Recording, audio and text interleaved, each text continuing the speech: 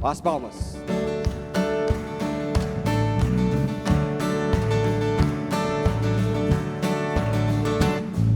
Eu vivo sempre alegre e vivo com prazer, pois Cristo me salvou.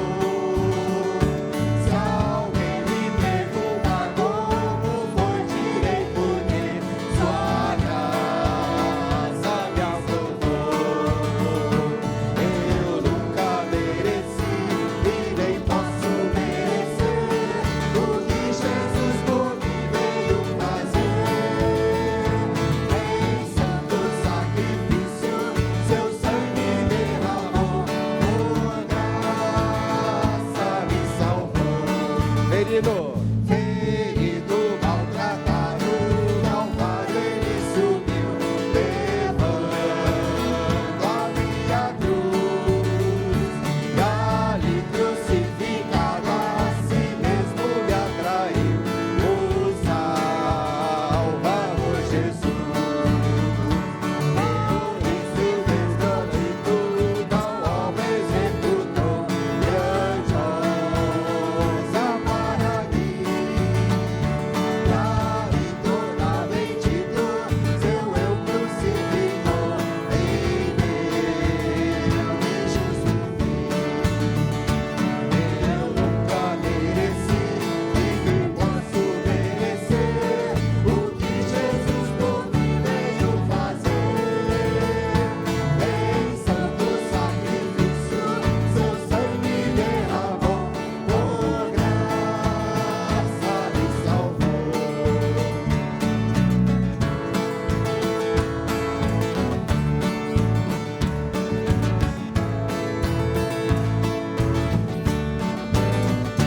Da tumba vitorioso, o Espírito de Deus me fez ressuscitar.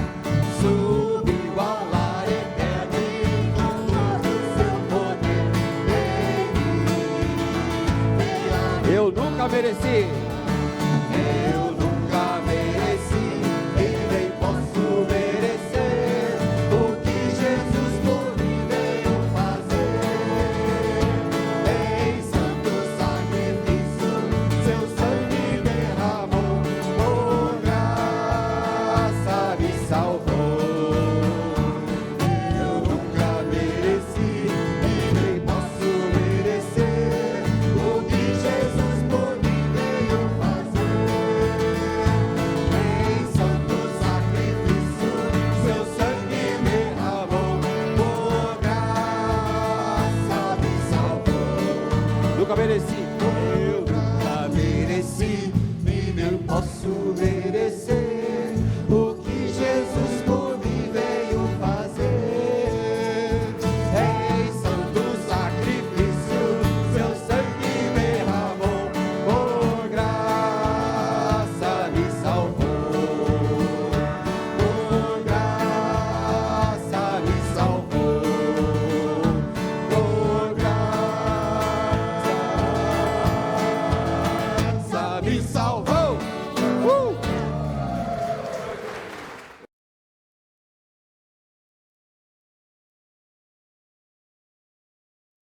Pois é, não foi dessa vez que nós levamos a Copa do Mundo. Sei que todos vocês assistiram aí o jogo em casa, com os amigos. Nós assistimos aqui na igreja com um grupo de irmãos e irmãs. Foi muito divertido, foi muito gostoso de juntos torcermos pelo nosso país. Mas não foi dessa vez. Vai ficar para a próxima Copa, afinal de contas já começou a contagem regressiva, faltam só 1.360 dias. E se Deus quiser, vamos esperar, estaremos aqui para apreciar e torcer mais uma vez. E é por isso que nesta semana vamos fazer aí este programa também com a nossa camisa brasileira, né? E isso vai ser muito bom para nós. Vamos continuar, né? Vamos ver quem vai levar a taça do mundo. Mas nós vamos olhar aqui a palavra de Deus num texto muito especial de 1 Timóteo, capítulo 1, versículo 12 a 17. Presta bem atenção. Diz assim a Bíblia: sou grato para com aquele que me fortaleceu, Cristo Jesus, nosso Senhor, que me considerou fiel, designando-me para o ministério. A mim, que no outro tempo era blasfemo, perseguidor e insolente, dizia isto o apóstolo Paulo. Mas obtive misericórdia, pois o fiz na ignorância, na incredulidade. Transbordou, porém, a graça do nosso Senhor com fé e o amor que há em Cristo Jesus. Fiel é a palavra e digna de toda aceitação, que Cristo Jesus veio ao mundo para salvar os pecadores, dos quais eu sou o principal. Mas por esta mesma razão me foi concedida a misericórdia, para que em mim, o principal, evidenciasse Jesus Cristo e a sua completa longanimidade, e servisse eu de modelo a quantos hão de crer nele para a vida eterna. Assim, ao Rei eterno, imortal, invisível, Deus único, honra, glória pelos séculos dos séculos. Eu li de uma história que diz que na virada do século, um jornal importante perguntou aos leitores assim: o que há de errado com o mundo? Nós sempre nos perguntamos isso também, não é? Que pergunta é esta? Alguém pode responder rapidamente: quanto tempo você tem para eu lhe contar? De tanta coisa errada que tem. Isso seria justo, pois parece haver muita coisa errada com o nosso mundo. Então o jornal recebeu várias respostas, mas uma em particular foi mais importante, segundo eles. Foi o escritor, o poeta e filósofo inglês chamado Chesterton. Já vemos várias frases de Chesterton na vida cristã.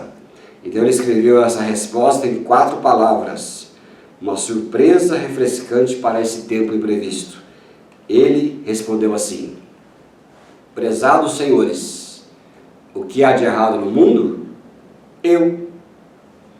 Se a história é verdadeira ou não, a gente pode perguntar, mas essa resposta não é coerente?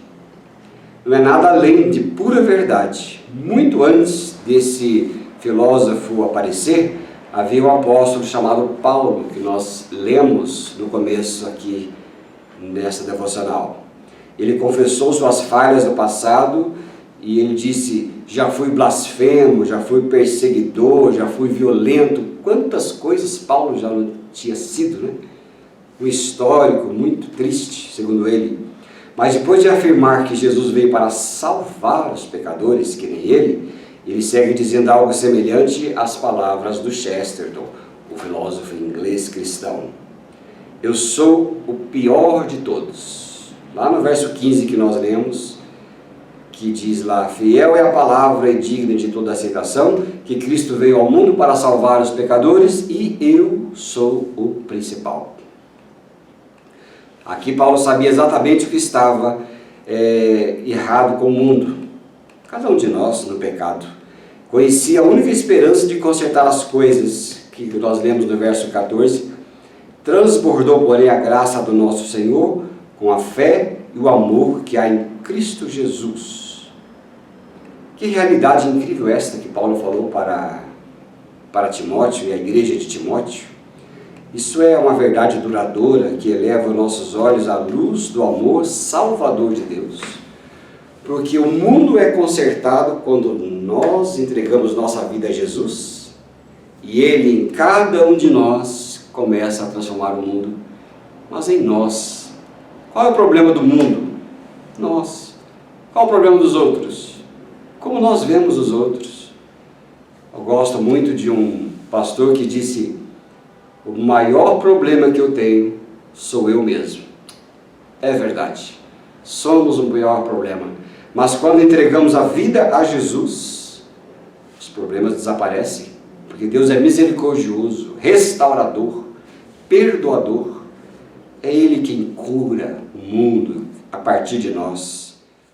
Que assunto importante é esse quando nós refletimos na resposta do homem de Deus, quando foi perguntado qual era o problema do mundo, ele disse, sou eu. Na verdade, meu querido irmão, irmã, você que está aí nos ouvindo e acompanha, a maior obra do Evangelho de Cristo Jesus é este, de fazer cada um de nós morrer para si mesmo e viver para Deus. Enquanto nós estivermos vivos e em plena ebulição da nossa natureza velha, mais seremos problemas para o mundo. O que na verdade que nós precisamos fazer sempre é imitar a Jesus, assim como nós sabemos lá de Filipenses capítulo 2, que sede vocês imitadores, como também eu sou de Cristo, a qual se esvaziou a si mesmo e podendo ser igual a Deus, não quis chamar para si esse direito, mas a si mesmo se deu por nós. Este é o caminho. Eu gosto ainda da resposta de Jesus, quando ele falava ali em Lucas capítulo 9, versículo 23 e 24, assim: se alguém quer vir após mim, negue-se a si mesmo, dia a dia, tome a sua cruz e siga-me. Pois quem quiser salvar a sua vida, a perderá. E quem perder a vida por minha causa, esse a salvará.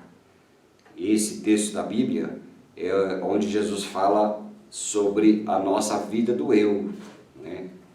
Ele fala como se nós pudéssemos ouvir assim: quem quiser preservar a si mesmo o seu jeito de ser, de pensar, de viver e ir contra o Evangelho, perde a sua vida. Mas aquele que perder a sua vida, ou seja, a sua psique velha, o seu ego velho, por causa dele, da sua palavra e do Evangelho, esse a salvará. No Evangelho é assim: quando a gente quer ganhar, precisamos perder. E quando a gente perde, a gente ganha. O Evangelho sempre tem essas tiradas boas que Jesus vem dar-se como exemplo. Há um tempo atrás, nós estudamos, e você pode ir lá na internet e verificar lá a salvação da sua alma.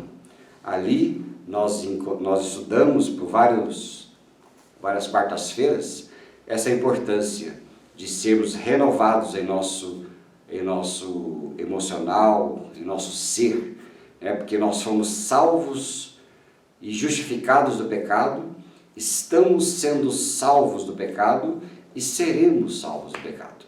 Nesse tempo nós estamos sendo salvos. Enquanto estamos sendo salvos, nós precisamos nos deixar ser trabalhados pelo Espírito Santo. Por isso esse esvaziamento, para que, pelo menos em nossa volta, no que compete a nós, nós podemos consertar o mundo à nossa volta. E como? Eu quero repetir aqui o que eu já falei naquelas quartas-feiras, que este é um processo de esvaziamento contínuo, que acontece quando nós incorporamos o morrer de Jesus em nosso modo de viver. Quando nós levamos os efeitos permanentes da cruz em nosso estilo de vida, a vida de Jesus se expressará em nós diariamente. Foi assim que nós podemos ver que um pregador chamado Thomas Brooks afirmava: quanto mais a alma estiver amoldada a Cristo, mais confiante estará de seu interesse nele. E aquele que tem o Espírito vivificado e o Espírito Santo morando em si, tem as condições espirituais de corresponder em obediência ao processo da salvação da sua alma, que vai então dar um fim, um cabo em nós mesmos para que Cristo se manifeste em nós, e nós paramos de encontrar e falar, que os problemas são os outros, o problema está no mundo. É lógico, o problema está no mundo, mas nós estamos no mundo. E eu tenho um texto precioso aqui de 2 Coríntios, capítulo 4, versículo 10. Olha que preciosidade, que é o mandamento de Deus, uma possibilidade do Espírito Santo agir em nós, trazendo sempre e por toda parte a mortificação do Senhor em nosso corpo, para que a vida dele, de Jesus, se manifeste em nossa vida. Coisa preciosa é esta. Nós podemos cada dia ser transformados, ministrados pelo Espírito Santo e sermos esvaziados de nós mesmos. O nosso eu deve estar lá na cruz com Cristo. Nós devemos a cada dia sermos esvaziados de nós mesmos para que a vida dele se manifeste em nós. Nosso maior problema somos nós mesmos. E o problema, o que está errado com o mundo, nós, sem Cristo. Mas quando Jesus Cristo vive em nós, passamos a fazer parte da solução para nós mesmos e nossas infinitas crises que serão saradas e curadas, e para o mundo que está à nossa volta. Que nesta semana você e eu possamos a cada dia viver para a glória de Deus.